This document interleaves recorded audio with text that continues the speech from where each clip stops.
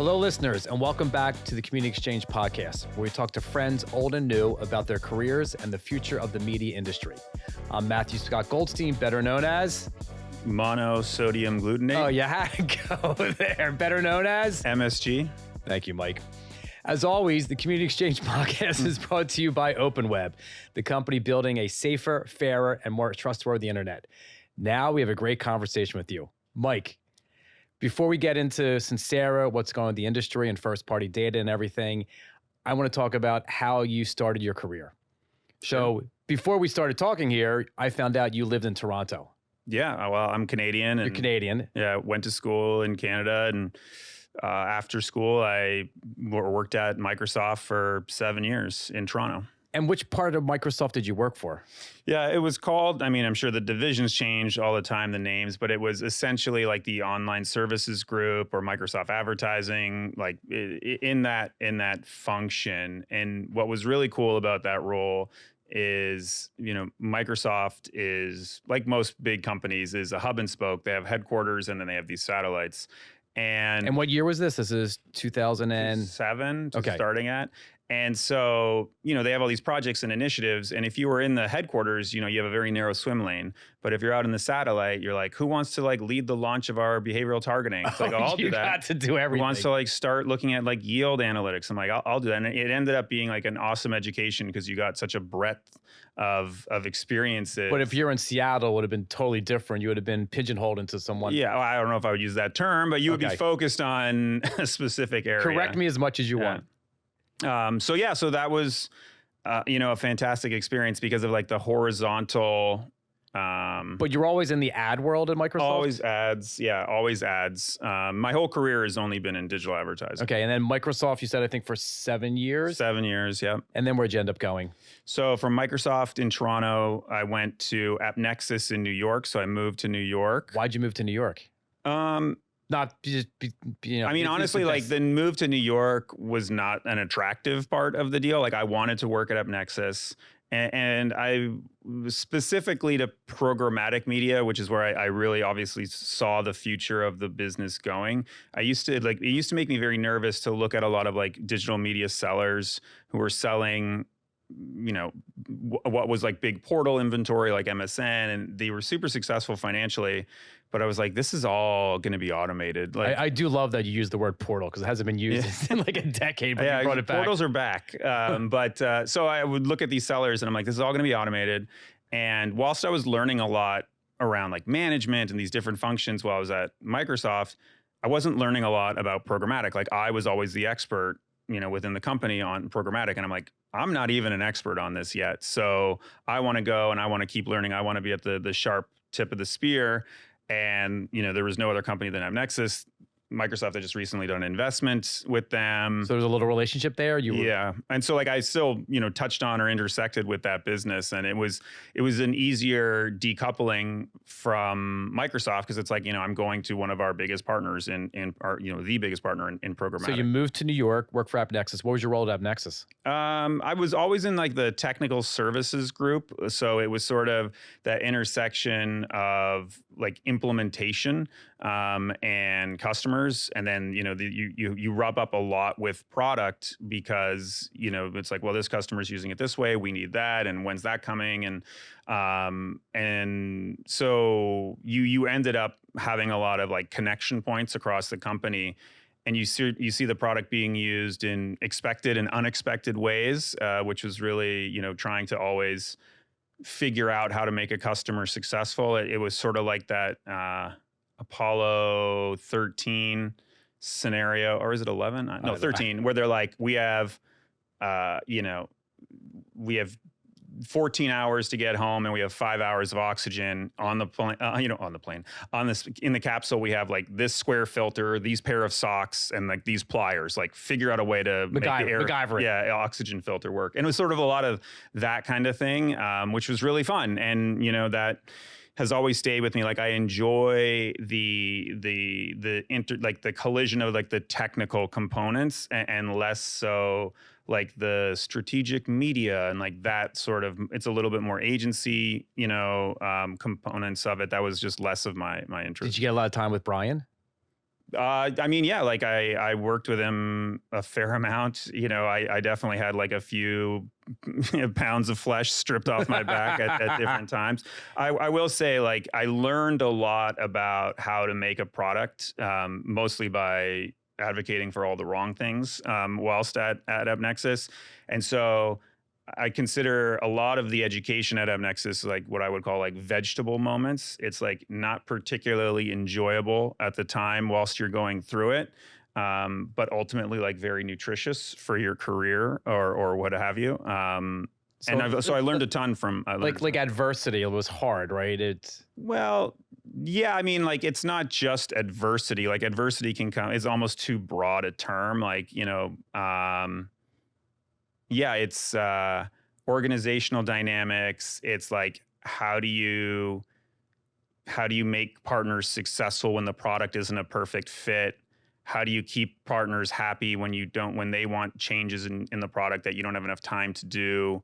How do you keep stakeholders appraised, especially like big personalities? Isn't that like everyone's job overall, how to just navigate where you are and make sure your customers are happy, your clients are happy? And yeah, I mean, for sure, but it's like kind of cranked up to 11 if you have like a global agency. Okay. And, you know, they're like, we have 28 markets, you know, integrated and using this DSP, and we really want win rates. When is it coming, Mike? And I'm like, I have no good news for you. I don't control this engineering team, and the company doesn't want to build win rates. Win rate reporting. So like that is like how like it's definitely you basically go into a lot of meetings where you're like the wood chipper. You're sort of just walking into this like it's not fun shredder. So it's very interesting. It was like such a valuable experience, and I'm very appreciative of it. And I also think, but it's nice talking to someone who really appreciates everything they've done to get where they are today. I appreciate what they've done. No, what the companies have done for you. Oh, like, yeah, I mean, everyone's career is sort of the accumulation of experiences, and you wouldn't be here without them. So I think in some ways you always have to be appreciative. Yeah, but I guess it feels like you're consciously absorbing what you need to absorb before you move on, realizing what you've learned, and in a good way. Well, I mean, that is a charitable interpretation. I would say, like, with the passage of time, it gets easier. Okay, in hindsight. Yeah. You know, it was just, I think, something that I learned at AppNexus that wasn't specific to my role, but it's something that carried all the way through to Sincera, is the importance of optionality. So almost the entire time I was at AppNexus, I can remember that there was this like group of 8 people who weren't AppNexus employees, and all we knew that they were doing supposedly was like, you know, preparing for an IPO. So I guess like some sort of like financial. Because that was in the background of AppNexus the entire time. Sure. Like I certainly wasn't part of any, like that's the extent of what I knew. They might not have even been doing that, but that was sort of like the community interpretation of what they did. And then we would have all these problems with inventory quality. Oh, I remember those. And well, and at the time, what I was working on, I was working with the agencies, and they would be like, why am I buying so many impressions on celebrityweightlossecrets.com? Like, who's actually going to this? And then I'd look it up and like, this website has 250 million impressions a week. Like, this seems off. Can't be right. And the pressure that they had, and when it came to optionality, is that AppNexus was actually a product designed for ad networks. And the object structure and all of the product was like, it may sound like kind of ethereal, like, oh, it's designed for ad networks. What does that mean? But like, it means that if you're a media trader using it, you're like, this feels counterintuitive. Like, why am I clicking this and not that? Why is this named that? But if you're an ad network, it was a native fit. So a lot of AppNexus's initial customers were ad networks. And so you have this pressure of the agencies are unhappy with the inventory quality. In order to address this, I really need to get rid of my initial customers. And if I do that, my revenue growth on these charts as we go to an IPO goes like this. So I'm tied into this decision. Right. And that's where it's like optionality, I think, is like it kind of like as you know, as you become more successful or larger, you know, it sort of shrinks like the amount of, you know, decisions and paths you can take. Yeah. It also feels you're very fortunate to be able to be in that role at that company when that was happening and seeing everything? I mean, I think a lot of people could see it. I saw it more from the demand side, and there were different things. Like there were people who would be like, well, it's on the buyer to make sure that they're not buying it effectively or they're buying effectively. And it's like, well, how do they do that in practice? Like, why is it even here? And one of the things that's always stuck with me, another piece that's always stuck with me is how often we have what I call in our industry, like the illusion of precision, because everything is digital. We think we can measure and understand everything. And like, I'll give you an example, both from Microsoft and from AppNexus. And Microsoft, they would introduce a new ad format on a trial basis on, like, let's say MSN Autos. And it was an ad unit that, double underlined, hideous, certain words, and it would cause a video overlay. I remember that. Yeah, to play.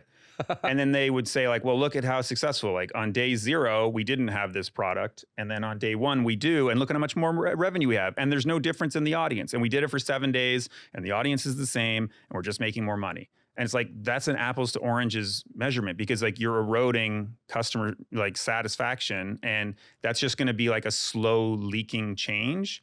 And similarly at AppNexus, it's like, well, we could see the revenue that the ad networks were driving, but we couldn't see or measure the erosion of trust until you start to see it in the press, right? And so like every time we would have this discussion, and I was on the demand side, as were others, and I understand why the folks were on the sell side or on the ad network side.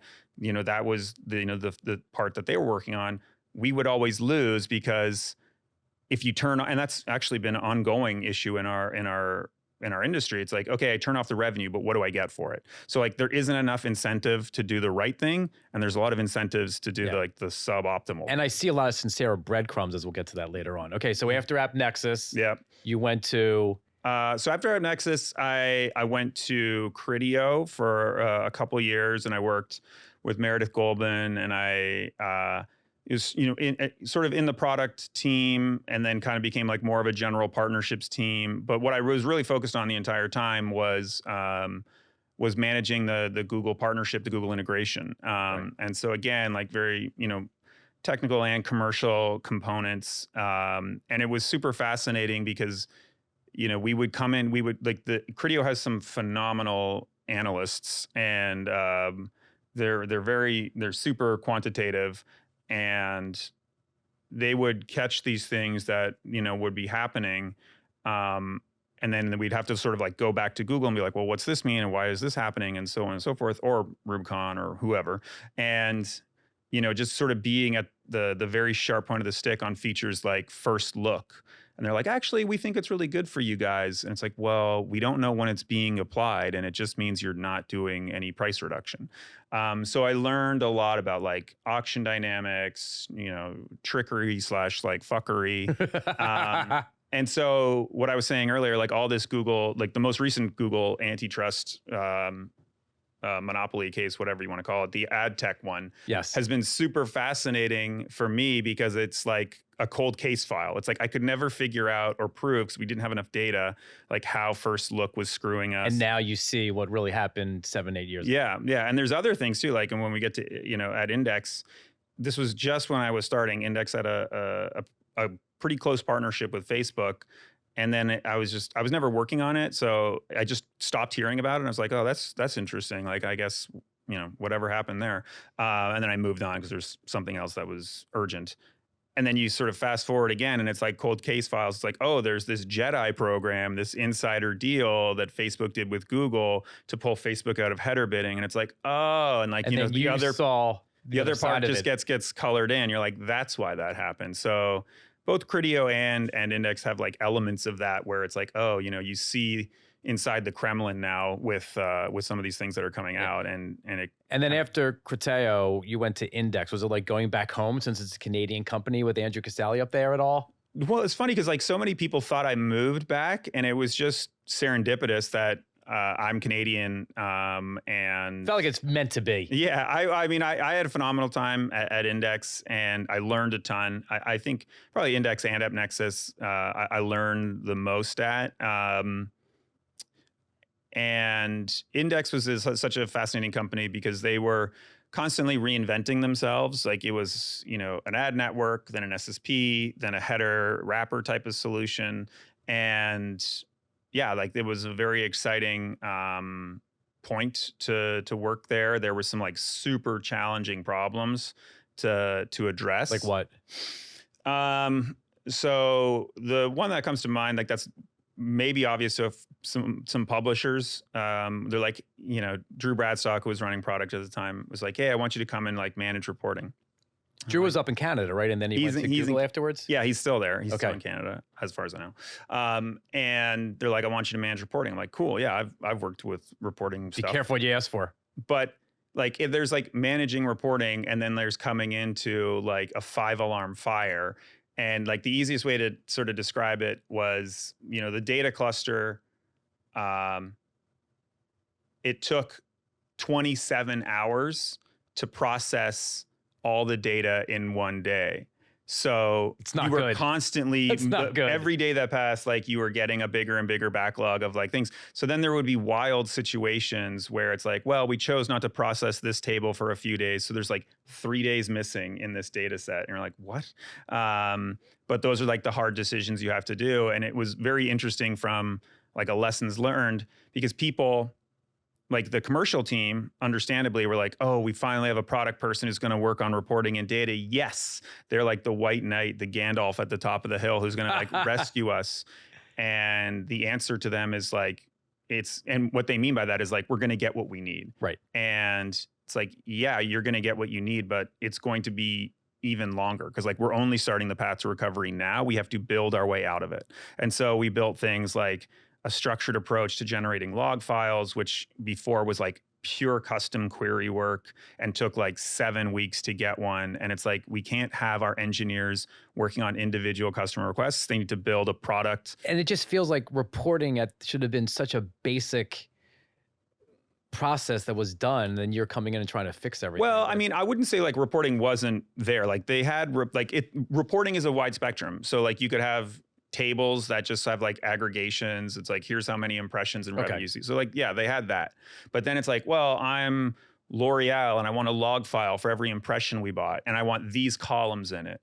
And then it's like, well, hold on, I'm Nestle and I want a log file, but I want these columns in it. So what was happening is the engineering teams were building custom log files. And so instead of that, it's like, what if we had a structured API and a manner to generate just, regular log files and just make it normalized so everyone, it can take an hour to just enable it for someone. And every time you say log files, I just remember Google DoubleClick DFP back in the day and getting the log files. I mean, it's the same, same concept. So it was again, it's that you're at that friction point of expectations versus reality. Like, what are the customer's expectations? What is the internal customer expectations? And you having to be the heat shield between engineering, but yet still delivering something at the end of the day. And what was great about Index is that, as the product owner, you're empowered to make that happen. So it can be. Was this your first official product role? It was the first like product owner role, I would say. Yeah. That's a big deal being the product owner. Yeah. A lot of responsibility. It is. And I think it's like you need to be, it's like an interesting blend of skills that I think make product people successful. I also think product people in ad tech are very different than like product people in other industries and functions. Like I think it's very difficult to be a successful product owner in ad tech and not be technical. I think in other software fields, like that doesn't need to be the case. But I think you also need a blend of like being creative, being opinionated, being quantitative, but also like having this sort of relentless approach to like shipping and delivering, where it's like there's 1,000 distractions and, well, how about this? And did we consider that? And we should think about it. And it's like, no. No, I have to get this out. What's the critical path? What's like, what do we need to deliver? And you don't always nail it. And I certainly didn't, but you do sort of learn what it takes to ship and to deliver. And, there's a lot of bodies on the hill of like people who want to go into product. And again, like that's why Index gave me so much responsibility and opportunity. And like, Index was also very interesting in the same way, like a lot of ad tech companies are this way, and certainly Sincera is too. We're much smaller, but the CEO is the product owner for a long time. And that was basically what was happening until Drew was hired. But there was like 200 engineers and like one product owner, which is like a crazy ratio, Andrew, right? Yeah.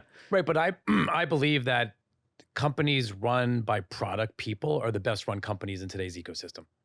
I think the product people have such a great scope of the entire business, and they're so good, and they have such a great discipline. I think that's who I want to be a CEO of a company today. Yeah, I think you have to have a product sense. I think there can be very good commercial leaders of companies, but they have to have a product sense. And like the easiest way to sort of understand if someone has a product sense is like if you say, because everything is about time and cost and trade-offs, Yep. right? So if a CEO, like I would say, who doesn't have a product sense but comes from a commercial background, it's like we need to deliver X, Y, Z, and it's like, well, we're working on X, and we can deprioritize Y, and then we can do X and Z. But like, there's only so much time in a day, so either we change prioritization or we change what is in X, Y, and Z or whatever. And then like, there's some commercial leaders who are just like, no, just push harder. And it's like, okay, that's only going to get you so far. It doesn't work on the long But there are term. commercial leaders too who are like, okay, tell me what I get. What do we need to do? How can we do this? Like, so I mostly agree with you. It just doesn't need to be someone from the product discipline. They just need to have a product sense. Okay. So after Index, how long were you there for? Just about 4 years. And then you decided you had to learn about? Yeah, I wanted to learn more about CTV. I wanted to understand. Is that before Index got into CTV in a big way, or they were about to get into CTV? That was before. And it's also different when you're the source owner versus like, the SSP. So then you went to Roku, correct? Yeah, so I went to Roku and, also learned a ton. And it was very interesting. Like, I think, from the external, like they were obviously crushing it, and that's objectively true from like a revenue perspective. But internally, they were really struggling and pushing towards, okay, we're actually more of a media company. Right, because they had so many different lines of business. We're making the TVs, making the boxes. They're a media company, and they were trying to become a technology company, or more technology driven. At the time, this is like 4 years ago, so I think I can probably say this. But like, over 90% of the revenue were just line items booked in GAM. Like that's a publisher / ad network, right? And so... And then, they obviously bought DataZoo, and like they had these efforts to move towards the advertising revenue. I should be clear about that. They had these efforts to sort of move towards that, like move towards being more software and more technical. But ultimately, it just wasn't exciting for me, because like what I learned throughout the entire journey is like I'm not really interested, like I said, like in the media conversation side. I'm more interested in the technology side, and that makes you that's what makes you so good.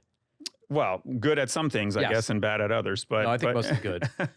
But that like sort of informed like all these things. Like we have this saying at Sincera where we never want to hire account managers. We will never have a role called account managers, because what we saw was the vast majority of companies don't train the account managers to do anything. So what they do is become like internal squawking birds for customers. They're just liaisons. And so both Ian and I, Ian, the co-founder of Sincera from LiveRamp, we would have days, whether it was Roku, Index, we'd be in meeting, or LiveRamp in his case, 9 hours of meetings. And it's just like, tell us what's happening. Tell us what's going on. What's going on? We're like, we can't build. We have no time to be creative. We can't get ourselves out of this hole, because we're constantly reacting to internal requests for information. And ultimately, like, this is perhaps a little bit controversial. I'm like, why does an SSP even have an account manager? What publisher is saying, gee, I wish my PubMatic AM would reach out to me? Like, if they have something, they want to know there's a person on the other line. They'll reach out to you. Right. If you're a publisher and you need something, you want to have a human that you can contact. Agreed. But it should you be don't one need to like, directional. I can't wait for the QBR from Magnite. It's like, what are here's 1/17th perspective of your revenue. It's like, great. So I just think that approach is fundamentally Producer wrong. Andrew, there's the name of the podcast, the episode podcast. So I was just like, and at AppNexus, they had this awesome role called an implementation consultant. And they were a little bit commercial folks, but they were very technical, very generalist. And it's like, that's what we need. We need multi-skilled people who can be technical, analytical, and commercial. And they're harder to find. I would say they're very hard to find. And they're more expensive, but they give you more scale.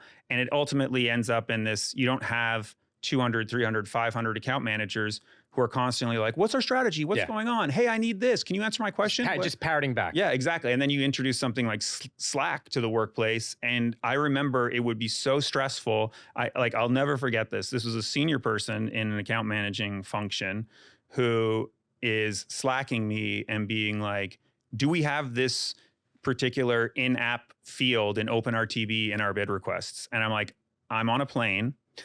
It's landing. I have to turn my computer off. And they're like, just tell me, do we have it? Do we need it? I don't know. And it's just like, this is insanity. Like you cannot scale by just like bombarding your product people with this. And in that case, it's like one of the gaps actually was also just a lack of documentation. So that's another thing that I think gives you scale and it's very important. And AppNexus did a fantastic job of that.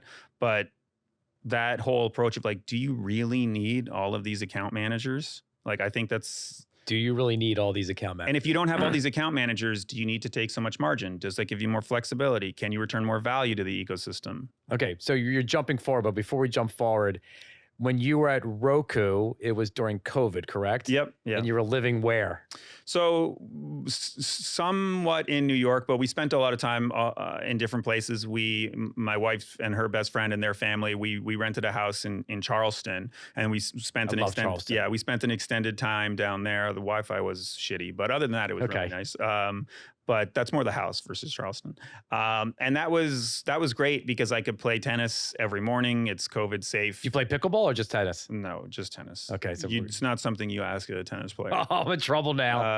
But it's like, yeah, I know. Pickleball's for like Jimmy Buffett, Margaritaville people. Okay. And so, yeah, it was great. And then, I would play tennis, work. So you play tennis in the morning. Tennis in the morning. You work for Roku during the day. During the day. Yeah, Roku or Index towards the end of Index. Okay. And then in the, we'd all come together for like a barbecue dinner, which was great. And then afterwards, like my wife and her friends were like, oh, let's watch like Outer Banks or something. And I'm like, well, I'm going to go code. And I was working on like what was the Sincera code base. And at Roku, I wanted to work on something that was like keeping my technical skills sharp. And ultimately, that was kind of a convoluted path to where Sincera starts because, I never wanted to do a startup. I always see myself more as a lieutenant than as a CEO. And I was building this and my wife's... Were you building it by yourself? At the time, yeah. And my wife's... friend's husband was, a little bit more like a finance business type, or is a finance business type. And he's like, why? Like, what? Why is he going upstairs and coding? And then he started to like take a little interest. And he's like, you should start a company on this. I'm like, I don't know. It's like, no, you should. I'll invest. And like, I basically had to be dragged kicking and screaming into starting this company. Was he your first investor? Yeah, he was he was the largest investor in our seed round. Who is it? I mean, he's not in our industry, so yeah, it's not. I don't want to like blow up his spot, but but yeah, like it's and I was like, I don't know, I don't think this is anything. I think it's just like this fun hobby. They're like, no, this is something. Like you have people willing to pay for it. You have when you're just coding on the side, people are paying for it. Yeah, there was a couple people paying for it, customers. Yeah. And then how'd you decide I'm leaving Roku. I got my friend in South Carolina in Charleston. He's going to invest and we're just going to do this thing.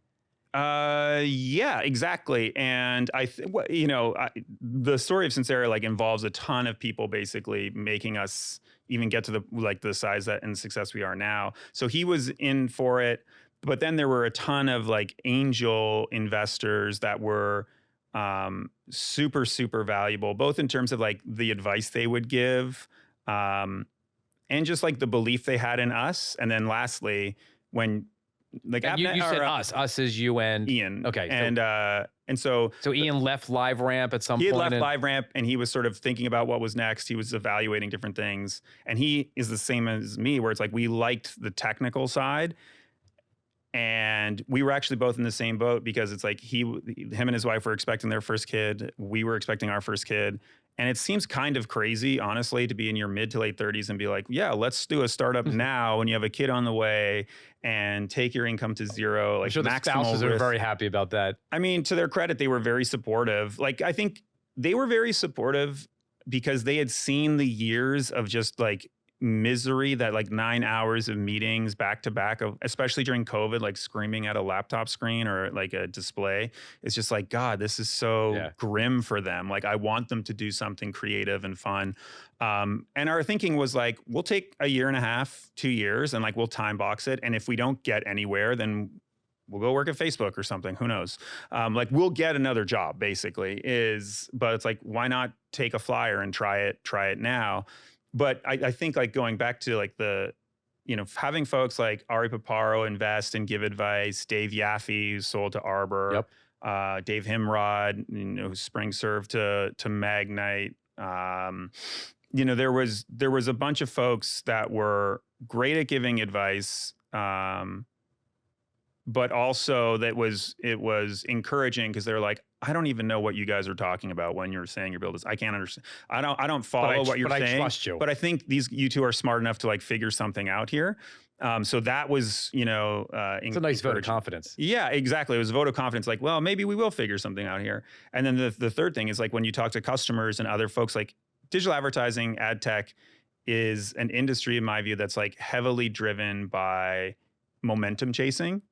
So when you say like, who are the investors in Sincera? And you're like, oh my God, it's all these people. Like, yeah, like they must know something. So I want to hear what these guys have to say. So that opened a lot of doors for us. So like, I'll always be like super appreciative for everything like our angel investors did. And, Bill Simmons at Data Zoo is another one. Like it was a really, super strong list of angels that also I think like really kind of started our trajectory. So when you were writing the code in South Carolina, working for Roku to where it is today, just to be clear, I was working on it nights and weekends on my own laptop. It wasn't a company laptop. Okay. But how different is it today from when you were doing this 4 years ago? Yeah. I think, how different, like, I'm sure there are definitely some parts of the code that are not the code, same. more like where you're still doing the same thing. You're still looking at publishers, grabbing. Yeah. Oh yeah. Like the same structure is. That's all the same. Yeah. It's the same. You're just like grabbing way more data now, correct? Yeah. Way more data, way more scale of publishers. And like, having new concepts like, okay, Sincera is going to go out and be very respectful in terms of the amount of bandwidth we consume from a publisher perspective, but also show it to publishers. Because otherwise they'll block you if you start. Yeah, we could see, and we knew the industry and we knew what publishers think of like, crawlers and scrapers. If you're a contextual data provider, it's like you take all my data and then you go and sell targeting to someone else. And I see nothing. That's bad. That's bad. So like we made decisions like we're not selling targeting. We don't sell anything on CPM. We let publishers see what we collect, right? And we build recommendations. And so we just saw that there was a way to do things a little differently. And that's had, I think, overall worked very well for us. There were some challenges with it, but those core elements like fell into place very early on and haven't really changed. And publishers typically love the data they get when they see. Yeah, when they understand it, which is like typically our fault because it's like, here's like the, like some metric that we've invented that we think is really cool. And then publishers like, what does this mean? But we have to work on making it easier to digest, easier to use. And that is an area of focus. But they are very appreciative of like any guidance. And I also believe, because I've seen the demo a couple times, it's great when you say, here's publisher X and here's how you compare to the benchmarks. Yeah. Like I think everybody wants to know that important metric. Yeah, that's been something I have had in my head for a long time, going back to like the index reporting days, which is like, if you actually think about how bad reporting is universally for publishers. You run a report and it's like, here's all your ad units and here's your CPM. Okay, like, is this the best day ever? Should I be popping champagne? Is that good or bad? Is this a red alert? Right. Tell me how this compares. And like the irony is, like, there's a lot of excuses you can come up. Well, it's like other privacy or for the other customers. It's like aggregate it and anonymize it. You can create comparison sets. It's just that reporting has never been seen as a differentiator for most companies. It's like it's a responsibility, not a differentiator. But I've always thought that having a comparison set is incredibly valuable. I've done benchmarking for my career. People love that more than anything. Yeah, and it's not complex. Like, it's low hanging fruit, because it's like, yeah, your CPM is 72 cents eCPM. You're like, is that good? How does that compare to other ComScore top 10,000? How about other people in my category? Like, what's my fill rate? How does that compare? Like, there's a ton of comparison data that's available. And are there any really amazing top level insights you can talk about that you've seen? Oh, by the way, we're taping this on Thursday, December 5th, which happens to be my birthday. Right. Okay. And I am old, unlike you, Mike, but I act young. 30 years old is not. Are there any interesting insights that you're seeing that you want to talk about at all? Any first party data insights? Anything interesting? I mean, there's a ton of, we think a lot of what we do is interesting. And what I would say is it's very interesting to see how the industry responds. It's like, oh, we thought you would really like some of the stuff we did on consent, but maybe it's too complex. It definitely really like took off. But other things that have been like really interesting, particularly for publishers, is they're like, I didn't deploy that SSP or these SSPs, or I didn't deploy that wrapper. What do you mean that's there? You're wrong, Sincera. And in every case, we're like, we don't think so. We'll show you where and how, and we'll do like outside of Sincera, we'll show you in the code of your publisher's environment of like where that actually lives. And that's something you didn't realize was going to be. And we didn't realize how difficult it was for publishers to understand how their inventory was actually being monetized. And so we have a feature called the Publisher Tech Stack that breaks down. It's like, here's your wrappers, here's your SSPs, here's your identity providers. And publishers, almost universally, when they go through that, they're finding entries they're surprised to see there. And they're like, but I make the decisions. I'm in charge of programmatic strategy or whatever. It's like, why is that there? And you deployed A, B, and C, and then something else happened. Right. It's never truly a mystery. Like, we're able to explain like how it happens, but it's always been surprising, right? And that must feel so good, though, that you're actually giving them knowledge that you think they would have that they don't have. Yeah, I mean, it feels it's rewarding, because it's always nerve-wracking when you're building something and you're like, is this creating value for you? And the thing you have to keep in mind is, like, because Ian and I are along the journey with Sincera, like, we are the biggest experts on these metrics and this. It's like, so we'd be like, yeah, of course it's going to tell you if the wrappers are hidden and what's there and blah, blah, blah. Like, obviously, of course. Like, you're the frog in the boiling pot. As your expertise grows, and then you kind of come up for air out of the pot, to use this belabored analogy, and you like, a publisher comes in and you're like, holy shit, this is fucking boiling. And you're like, oh, I guess this is, I guess we can make a soup here, again, very confused, muddled analogy, but that was something that you have to keep in mind. And I think it's very tempting to just ignore that and assume that your interpretation and your expertise passively is sort of how everyone else sees the world. Are there any new metrics you want to try to figure out? Or is there any like, wow, if I could figure that? Yeah. Are you looking at CPMs yet? It's hard, right? Because it's always your. We are. I'll say that. I won't say anything more. Okay. I think. Because that could be another holy grail instance when you get CPM data. Yeah, I think what's been interesting is understanding to the extent like where margin extraction occurs. Okay. Well, CPMs lead to margin extract. Exactly. Well, yeah. And it's like what CPMs, what partners, what tactics. Yeah. And I think like here I'll give you like one example, because there's a lot of folks who do amazing work in the supply chain. Chris at Jounce does awesome stuff. But that is, there's only so much you can do when you're primarily, not exclusively, but primarily relying on ads.txt data. And, when you sort of look at what's actually happening, one of the things that's been very interesting is most people, like, what would you interpret a reseller to mean? This is a little bit wonky, but just roll with me. You have an SSP and they're not going directly, they're basically, I'm using the word reseller, they have another SSP on top of it. Right. So most people have your interpretation, which is that it's a multi-hop scenario, essentially. That's not what a reseller is technically defined as. A reseller is like, does this entity have a direct billing relationship with the publisher? Okay. And there are little weasel words that is mostly defined as blah, blah, blah, blah, blah.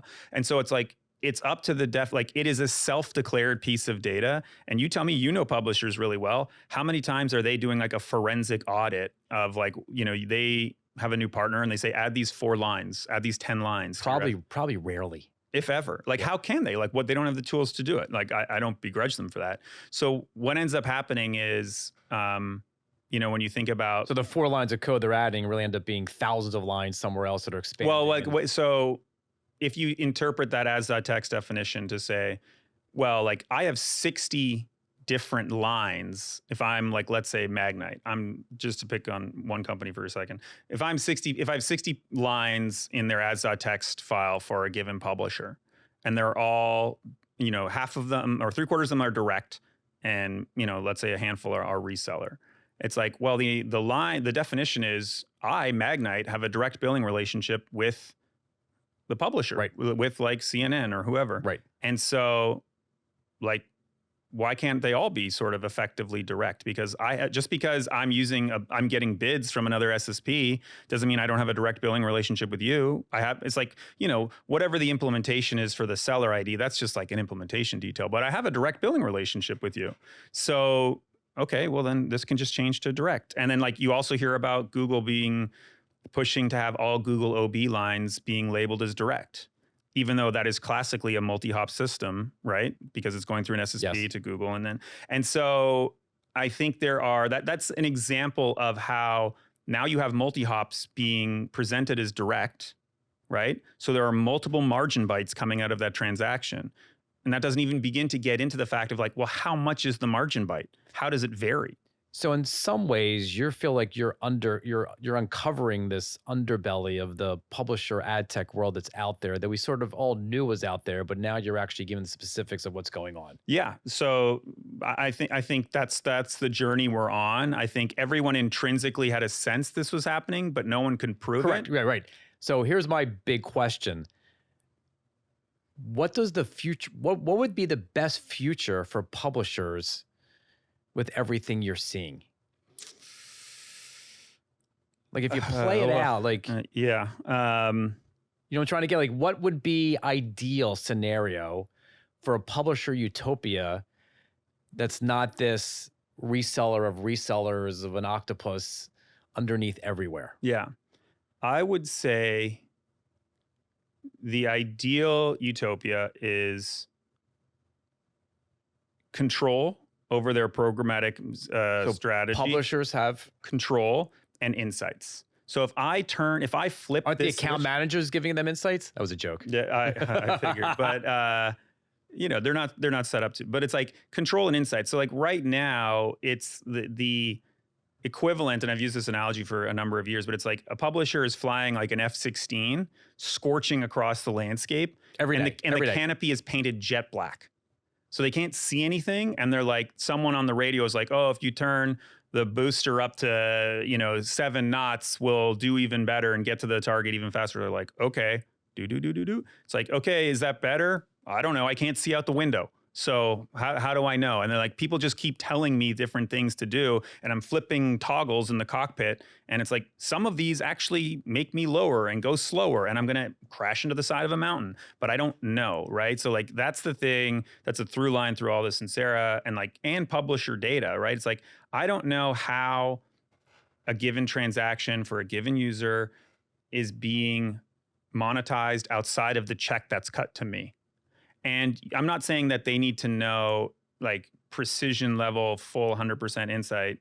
But what I'm saying is there is margin extraction happening that's not under their control. The last point I would say on this that I think is super fascinating, that is, again, not understood well, is a lot of people like to talk about DSPs versus SSPs.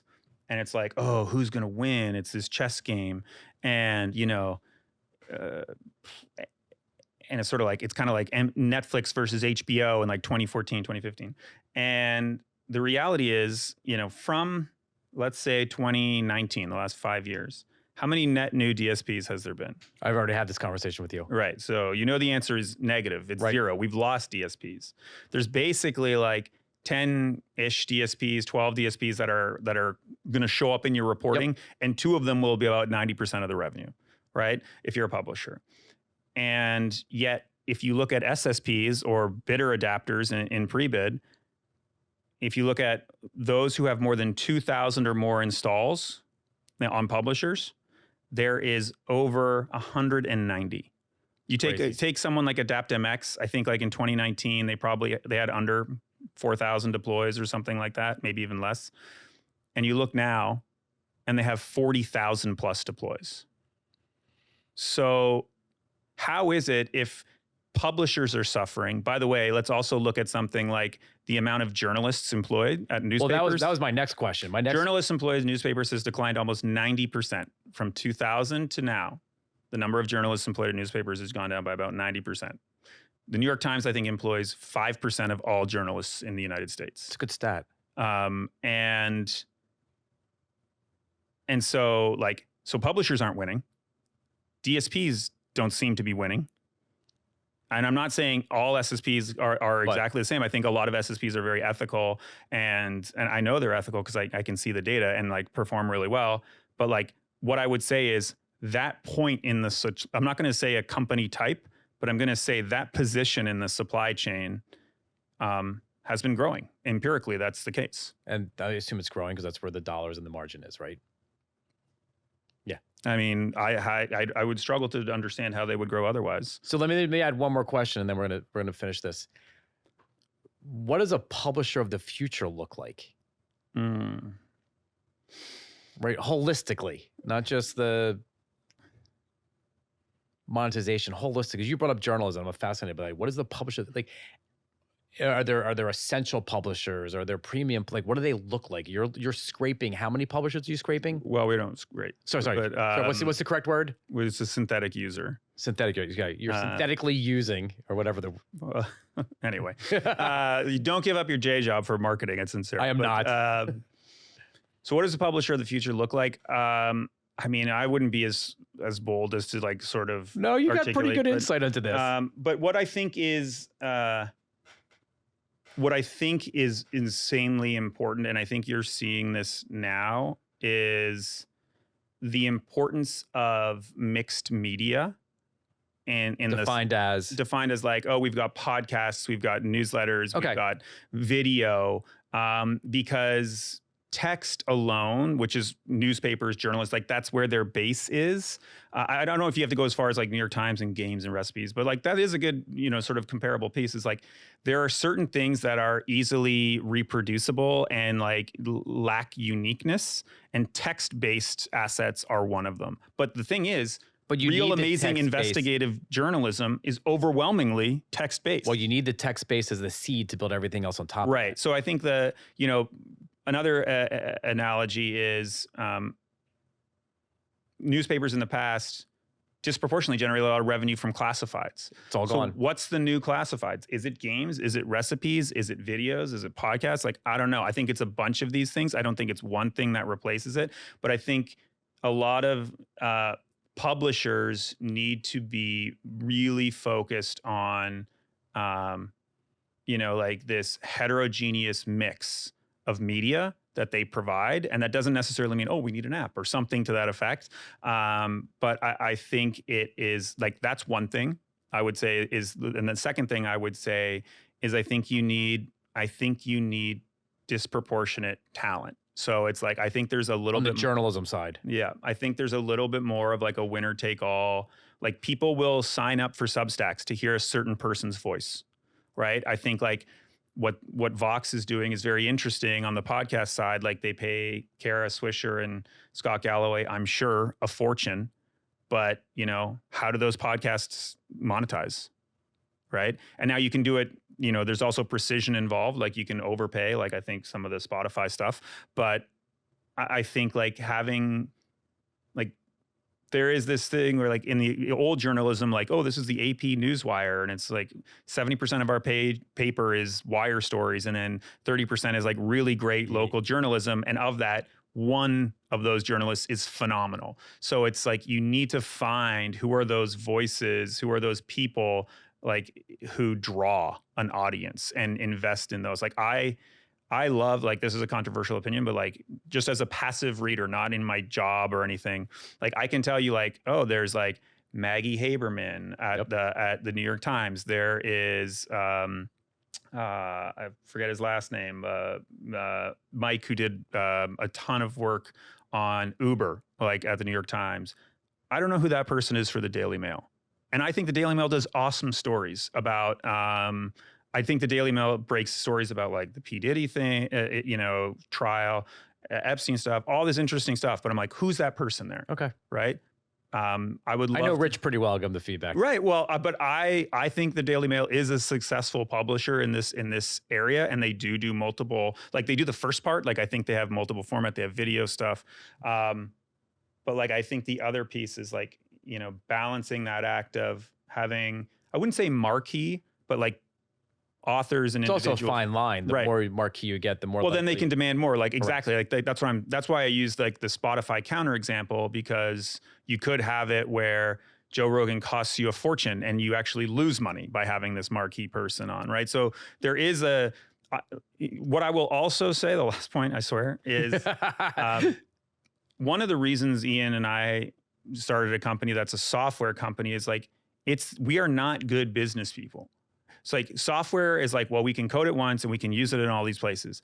Imagine if Ian and I had to build a company where we had a physical good and it's like, Ian, did you fly to China to figure out what our box is going to be? Like, how do we manage our inventory? Oh, same with a media company. Like media companies are tight margin companies. So like you need media executives who understand this, who can sort of like get that tuning exactly right. Where it's like, we want to be, it's also like a sport team. Like some sports teams have to think like, we got to draft super well. We got to develop our own talent. If they become superstars, we got to sell them and monetize it that way, right? It's not like we're going to hang on to all of our superstars. So I think, one sort of heterogeneous mix of how the media appears to consumers, but then two, like what's your talent and voice development strategy? Mike, absolutely awesome. Great conversation. Yeah, my pleasure. Thank you, everyone. Thank you, OpenWeb. Thank you, producer Andrew. Thanks for listening. Any feedback, comments, you want to be on the podcast, let us know. Have a good day. And yes, today's my birthday. Let's sing. Happy birthday to you. And cut. That's it.